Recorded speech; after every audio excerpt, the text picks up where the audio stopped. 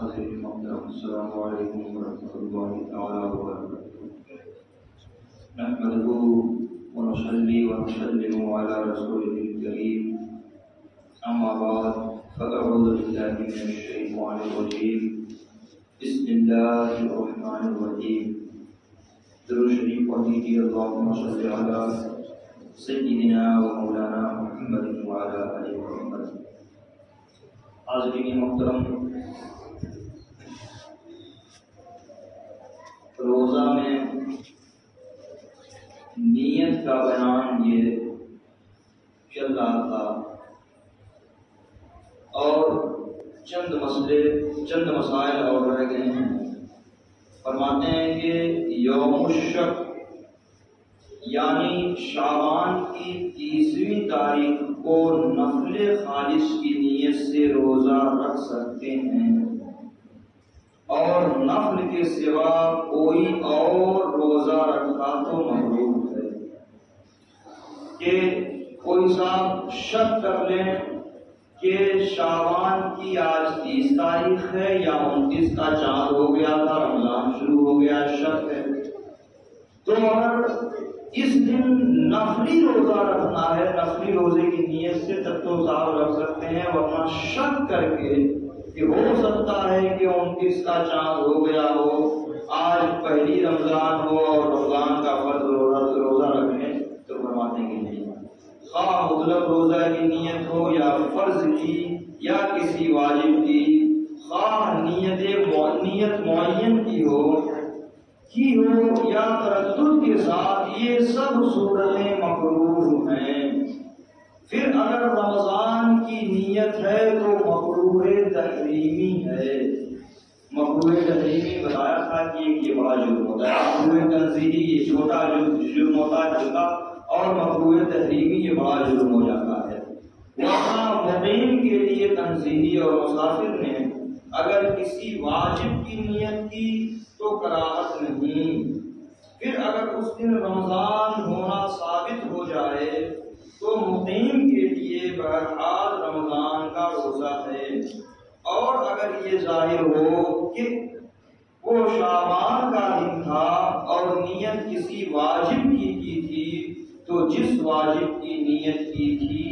وہ ہوا، اور اگر کچھ حال نہ کھلا تو واجب کی نیت بیکار گئی، اور مسافر نے جس کی نیت کی بہر صورت وہی ہوا۔ تو یہ یاد رکھیں کہ 29 کے چاند کی اگر تصدیق ہو جائے تو پھر آپ رمضان کا روزہ رکھیں، ورنہ پھر 30 کی گنتی پوری کرنے کا حکم ہے، اور کوئی صاحب شک کر کے روزہ رکھنا چاہیں تو یہ اس کے لیے جائز نہیں ہے۔ فرماتے ہیں کہ اگر 30ویں تاریخ ایسے دن ہوئی کہ اس دن روزہ رکھنے کا عادی تھا، دیکھیے یہاں بات دوسری ہو رہی ہے۔ مثلا بہت سے لوگ جمعہ کے دن روزہ رکھتے ہیں، ہر جمعہ کو روزہ رکھتے ہیں، بہت سے لوگ ہر دوشنبہ ہر پیر کو روزہ رکھتے ہیں، یا بہت سے لوگ ہر جمعہ کو روزہ رکھتے ہیں۔ فرماتے ہیں کہ اگر 30ویں تاریخ ایسے دن ہوئی کہ اس دن روزہ رکھنے کا عادی تھا تو اسے روزہ رکھنا افضل ہے، کیونکہ نفلی روزہ رکھتا تھا تو اس دن نفلی روزہ صحیح رکھے۔ مثلا کوئی شخص پیر یا جمعرات کا روزہ رکھا کرتا ہے اور 30ویں تاریخ اسی دن پڑی تو رکھنا افضل ہے۔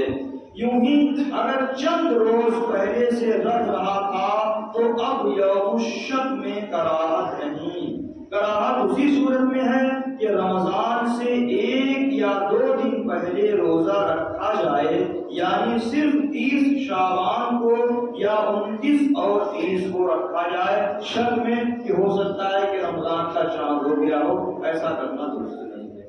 اگر نہ ہو تو اس دن روزہ رکھنے کا عادی تھا،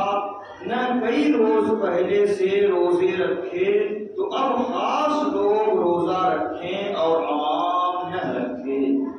اگر پہلے سے روزہ رکھنے کا عادی نہ تھا، کئی روز پہلے سے روزہ رکھے، تو اب خاص لوگ روزہ رکھ سکتے ہیں اور روزہ عام لوگ نہیں رکھ سکتے ہیں۔ خاص اور عام کو بھی سمجھائیں گے، بلکہ عوام کے لیے یہ حکم ہے کہ شہوے کبریٰ تک روزہ کے مثل رہیں۔ 30ویں تاریخ ہے تو پہلے سے روزہ رکھتے آئے ہیں، تو 30ویں تاریخ کو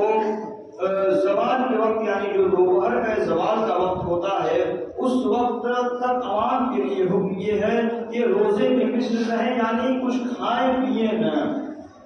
اور روزے کی نیت بھی نہ کریں، چونکہ کچھ کھائے پیے نہ، روزے کی مثل رہیں، روزہ دار کی طرح رہیں۔ اگر اس وقت چاند کا ثبوت ہو جائے، یعنی زوال کا وقت جو بھی 12 بجے تک جو زوال کا وقت تھا، زوال کے وقت سے پہلے تک تو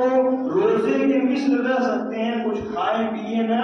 اور اگر اتنے وقت میں چاند کا ثبوت ہو جائے کہ ہاں 29 کا چاند ہو گیا ہے، تو اب یہ چونکہ زوال سے پہلے زوال کے وقت سے پہلے تک نیت ہو سکتی ہے، تو اب نیت کر کے روزہ رکھ سکتا ہے، تو اس کا یہ روزہ مان لیا جائے گا۔ فرماتے ہیں کہ شہوے کبریٰ تک روزے کے مثل رہیں، اگر اس وقت تک چاند کا ثبوت ہو جائے تو رمضان کے روزے کی نیت کر لیں،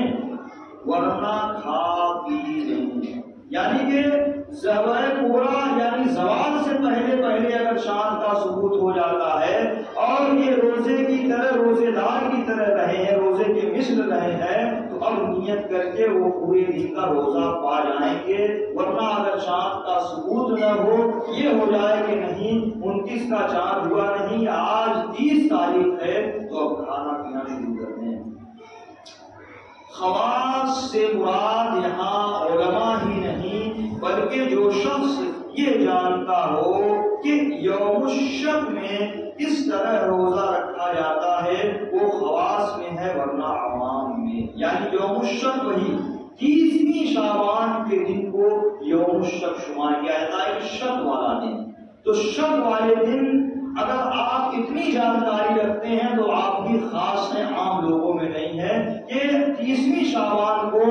شہوے کبریٰ تک یعنی زوال کے وقت تک روزے دار کی مثل رہنا ہے، اور اگر چاند کا ثبوت ہو جائے، قاضی اعلان کر دے کہ ہاں 29 کا چاند ہو گیا، تو اسی وقت نیت کر کے وہ اپنے پورے دن کا روزہ رکھ سکتا ہے۔ ورنہ اگر اعلان یہ ہو جائے کہ 29 کا چاند نہیں ہوا، 30 تاریخ آ جائے، تو کھا